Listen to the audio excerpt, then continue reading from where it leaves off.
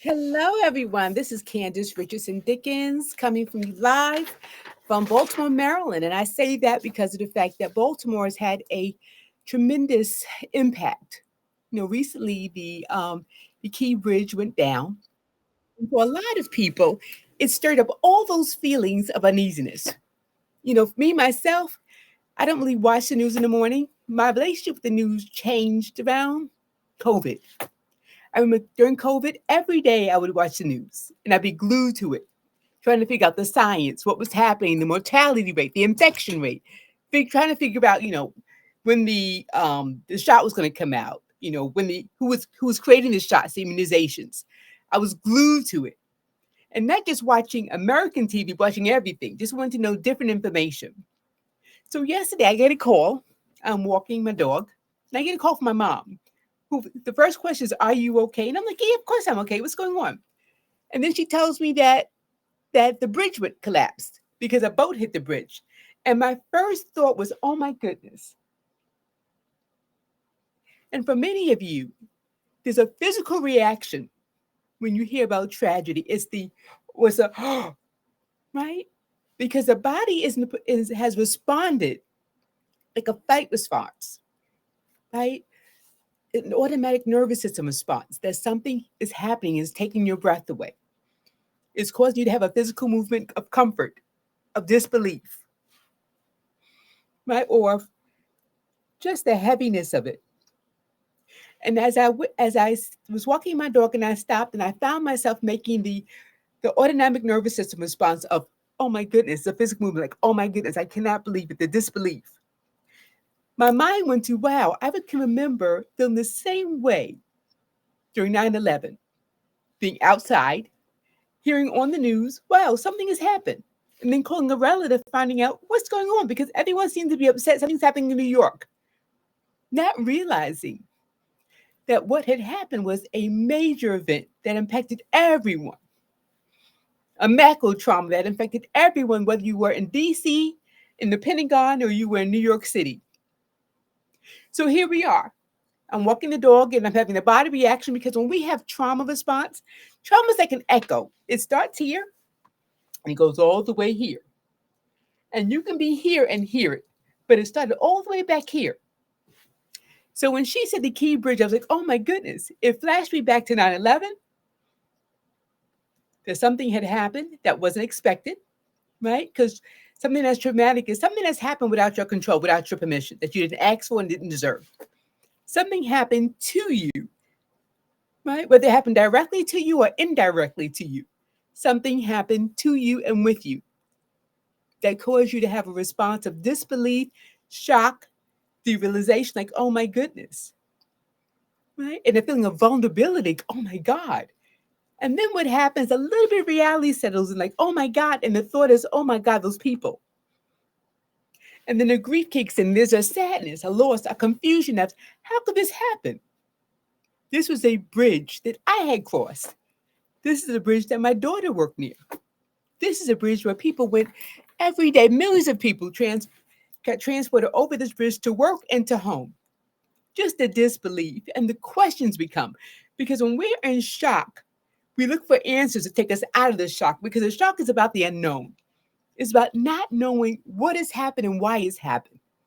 So we look for the answers: who, what, where, and why. Who did this? What happened? When did this happen? All the W's, right? Why did this happen? And who is to blame? Because shock and disbelief wants the answers. Because the answers give us security. If I know the answers to the questions, I feel better. But that's not how it is, right? We think if I know the answer to a math problem, I get an A. If I know the answer to a science problem, there's a cure for AIDS. There's a cure for COVID. But if I know the answer to who did this, the feeling of sadness and disbelief don't go away. I just have a name to the person. I just have a time. Like, what time did it happen? I've got a time of when it happened, 1:30. But having those answers brings on more questions. And that's when we realize when we're being triggered. And for many people who wanted to know all those questions, getting more answers brought in more questions because we wanted to know more. It's like that insatiable feeling. Like there are people who eat and they don't know when they're full. They don't know when they have enough. So they keep eating.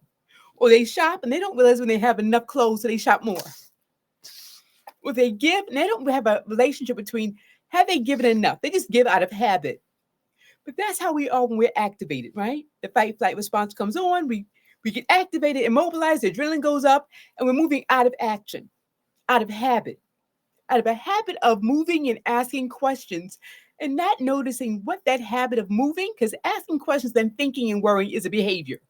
Not realizing how that over worrying, overthinking, right, over feeling brings us to a behavior that might be similar to our behaviors when COVID happened. The shock and disbelief. What is that? What is this thing called COVID? Is that COVID or Corona, like the drink? What is it? The shock and disbelief that, oh my God, people are dying. Went from one person to millions of people. People getting sick to people dying. It went from one plane crashing into the Twin Towers to something happening in the Pentagon. So there's an echo effect. And sometimes the echo effect doesn't begin with 9/11, it begins in childhood, where something happened to you or someone you know that you didn't ask for or they didn't ask for, where you felt vulnerable, powerless. And then if you watch on TV, all these images are coming up of people talking about the trauma, talking about where they were at, grieving. You connect with them on TV. So we get overexposed and the brain doesn't get permission to shut down. And for those of you who are glued to the TV, your brain is going past and present. What's happening in the present is that there have been 6 people who have been pronounced dead, and my heart goes out to those families. But then it brings you to the past, to other times where you felt vulnerable, violated, and things were happening to you or happening to people that you love. It brings you back to truth. So we call it the echo effect because it goes all the way back to the earliest trauma and echoes, echoes, echoes, echoes, echoes all the way back here. And we get stuck because it's like not wanting to see something but can't turn away from it. And we'll say, well, there's a part of you that doesn't want to turn away because it's afraid that you're going to miss something or not know something.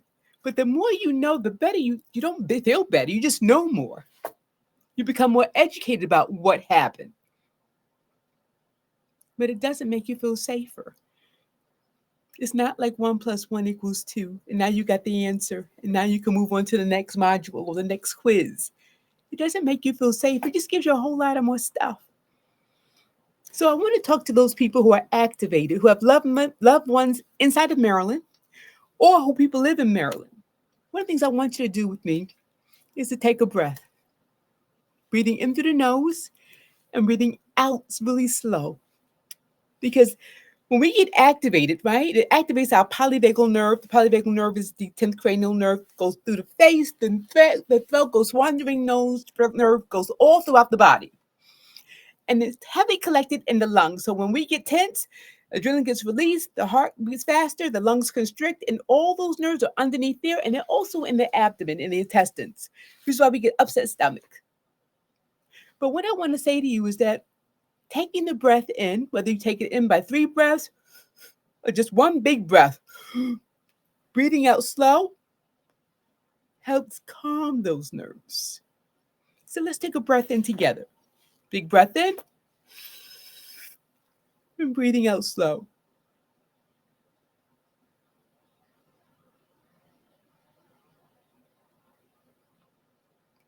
Now, if you finish before me, just want to give you a cheek gift.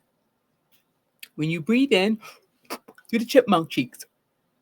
And I want you to breathe out real slow, like blowing air through a balloon until it gets smaller and smaller and smaller. We've all seen a balloon that you deflate real slow. Sometimes it makes that noise at the end.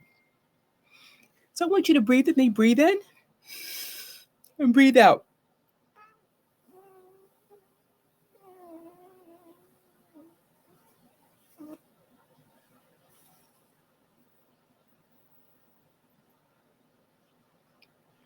Lowering your shoulders with the last breath. And just sitting in that, softening your face, and that means sleepy face. Relaxing the jawline, allowing the tongue to be at the bottom of the mouth, giving yourself permission just to be at rest. Allow the stomach to be calm, letting it sit on your lap as if there's a small child snuggling up against the body. Notice where the body connects with the chair or the floor. Taking another breath in, breathing up and straightening up the spine, and blowing it out slow.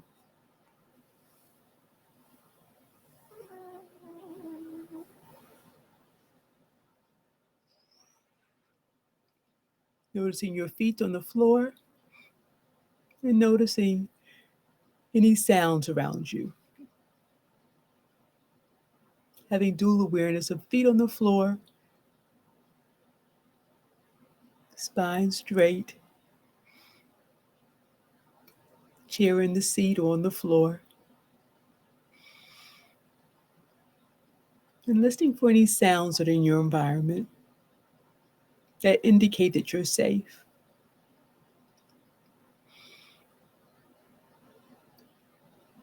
And if there aren't any sounds, see if you can look around and see if there are any cues in your environment that let you know that you're safe. And in this moment, you're not at the bridge. And if you are at the bridge, just notice, look around for any cues that you are safe, that the bridge is not moving. And there might be a rescue crew around you that are helping in this movement of trying to recover people and trying to ensure that the community is safe. Just want to regulate your nervous system just a little bit. And going back to the feet, just notice how your feet feel either in your socks, your shoes, or if you're barefooted, your feet on the ground. Notice the floor is soft or hard, cold or warm. And now just be aware of what it's like to have your feet on the ground, firmly on the ground, knowing that whenever you want, you can move them. And with that new awareness, just take a breath in and a slow breath out.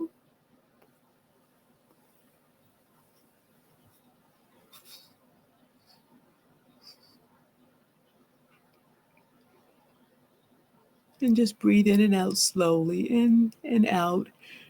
And I just want to say to everyone that trauma lives in the body. It's in your history. And for those of you who are aware that you've been re-triggered, it's good to do this breathing technique. And maybe even when you're ready, maybe give yourself some hugs, grounding yourself, either from side to side. The body doesn't care who's hugging you. It just wants to know it's safe. And maybe add some butterflies, some bilaterals in it, whether you want to do tapping or just some rubs. And making sure you're breathing and reminding yourself where you're at. And that in this moment, you're as safe as you can be. And in this moment, hear your breath as you breathe. My body's automatically doing a soft sway back and forth. And recognizing that difficulty sleeping, problems with eating, feeling numb, feeling in shock, noticing that the brain is scattered, can't concentrate, all signs that you've been re-triggered. That this is either vicarious trauma or direct trauma for you. And when there's trauma, the body has to know that I'm safe. I'm just rocking back and forth now. It has to know that I'm putting my right hand under my left armpit, right? Because the heart is more to the right, or more to the left. So I'm just regulating the body. Do some polyvagal exercises to let the body know to calm down. Letting my polyvagal nerve know I'm safe. letting my autonomic nervous system to know you can turn off the fight flight. Things aren't perfect, but I'm safe. How do I know? Look around the room. Move slowly, move your eyes or your head, and look if there are any cues of safety. I see my couch. I see the massage bed I do Reiki on. What do you smell in your environment? I smell vanilla. And I see all of you. What do I feel in my body? A sense of calmness, an excitement that I'm not alone, that there are other people who notice what I noticed. And since we have trauma, we realize the body is excitable. So sometimes what the body needs is to turn off the TV, decrease how much you watch it, because you're super sensitive. Because watching it takes you past and present. But I don't want to miss anything. You won't. I haven't seen TV, but my clients have told me. I think I saw maybe 20 minutes of it, then I turned it off when I saw the mayor speak. But I have all I need. It's enough what I have. If there's something that you want to do to help, the Red Cross is always taking donations. FEMA is always taking donations. If you need if you need some support, consider calling 988. If you live in Maryland, Gilchrist and Roberta's House specialize in trauma treatment, and usually their services are free. But 988 can give you an access to other agencies that provide trauma care. Same thing with pro bono counseling in Maryland, which is free counseling, or it's reduced at a huge cost. And you can see most clinicians in the United States do pro bono Maryland. Yeah. I just wanted to leave you with that. Take great care of yourself. And if you have family members in Maryland, encourage them to take great care of themselves. Share this video, like and subscribe on my YouTube channel. I'll be featuring other videos that will help regulate systems, especially during this difficult time. I'm doing a body hold. But taking your last breath with me, breathing in and breathing out slow through your nose or through the mouth, whichever you prefer.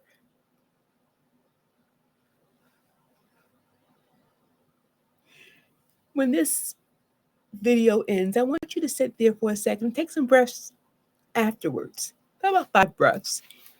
And just do a body check with your body. And consider some of the resources I mentioned. Pro Bono of Maryland Counseling Services, free counseling, calling 988 hotline to speak to someone if you're anxious or needing a referral. Black Mental Health Alliance is another resource to consider because they will also pair you up with a clinician. Contacting Gilchrist Gilchrist Services. They have great counseling groups that are usually either free or they're really inexpensive.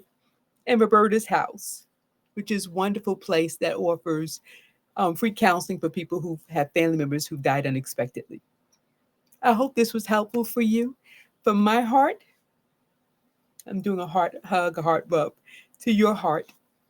I'm sending you love and kindness and support. Thanks for watching. Please share this with someone who needs it. It may save a life or change a life. Bye, everyone.